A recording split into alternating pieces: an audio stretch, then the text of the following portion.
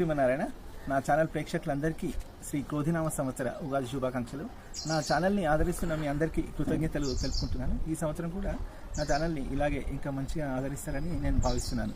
నా ఛానల్ ముఖ్య ఉద్దేశం ఏంటంటే మన ఈ తెలుగు నేలని మరియు ముఖ్యంగా మన మూసీ పరివాహక ప్రాంతాన్ని శాతవాహనులు, విష్ణుకుండినులు, ఆ తర్వాత కళ్యాణి చాళుక్యులు, కాకతీయులు ఇలా చాలా గొప్ప గొప్ప వంశ రాజులు పరిపాలించిన నేల ఇది మనది. కాకపోతే 14వ శతాబ్దంలో వచ్చిన ఇన్వేడర్స్ గురించే మన బుక్స్లో ఎక్కువగా ఉంటుంది.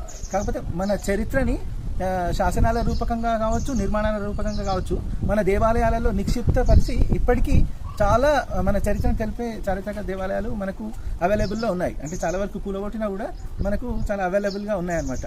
అట్లాంటి చారిత్రకమైన దేవాలయాలను మీ ముందుకు తీసుకురావాలనే ఉద్దేశంతోనే ఈ ఛానల్ని మీ ముందుకు తీసుకొచ్చాను. ఈ ఛానల్ని ఇలాగే ఆదరిస్తానని నేను కోరుకుంటున్నాను. మరొకసారి